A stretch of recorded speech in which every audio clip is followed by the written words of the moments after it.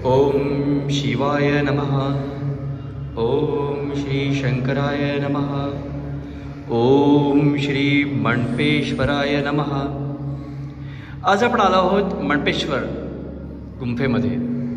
बोरिवली पश्चिमेला अंदाजे स्टेशनपासून 15 मिनिटावरती या गुंफा आहेत. माझं आवडतं स्थळ लहानपणापासून, आणि आज आपण त्या गुंफेमध्ये इथे शिवशंकराचं दर्शन घेतोय.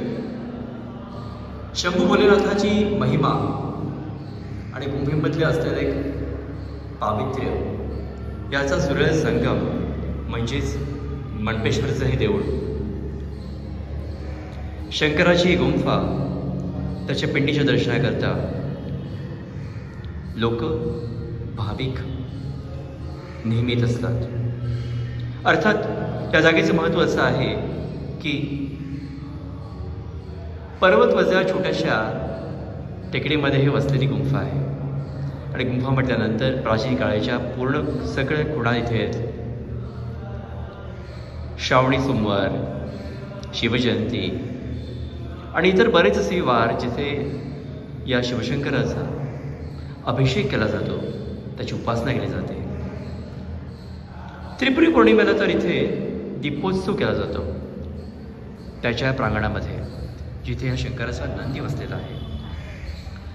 माझ्या बाबांनी इथे पंटांनी केलेली एक प्रकारची भारताच्या नकाशाची चित्र हे मी बघितलं होतं, आणि म्हणून मला त्याची आठवण इथे आनंद आली. सुंदरसा परिसर, हा नंदी आणि ही दीपमाळ, दगडामधलं सौंदर्य सांगायला नको एवढं अप्रतिम.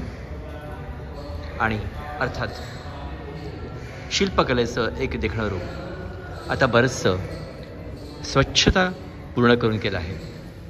आणि अर्थातच इथे येणारे भाविक आपल्या मनाने आणि तनाने इथे येतात शंकराची उपासना करायला. आणि यानंतर अर्थातच हा परिसर जो आहे तो इतका सुंदर आता बगीचाने नटवलं आहे की डोळ्याचं पारणं फिटतं असं बघून की शिवशंकराचं स्थान हे नक्कीच त्या गुंफेमध्ये वसलेलं आहे.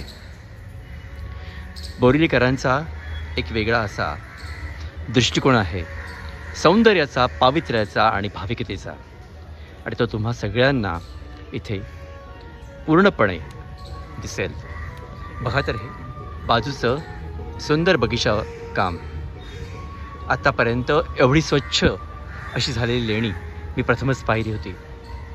खूप सौंदर्य, खूपच छान निसर्ग, आणि त्यात पावसाची छोटीशी असलेली रेपरेप, त्यामुळे हिरवेगार सौंदर्यामध्ये मणपेश्वरची लेणी अजून जास्ती उठाव दिसतात. हे भोले शंकरा, आम्हा सर्वांना आणि आम्हा सर्व बोरिवलीकरांना एक स्थैर्य आणि सुख दे. आणि अर्थातच तुझ्या भक्तीचा मार्ग हा नेहमीच आमच्याकरता असू दे. शिवशंकरा, कोट्यावधी प्रणाम. हे मणपेश्वरा, आमच्यावरती कृपादृष्टी ठेव. ओम नमो शिवाय. ओम नमो शिवाय. ओम नमो शिवाय. नमस्कार. Vinay Poddar from Winning Talks. ओम नमो शिवाय.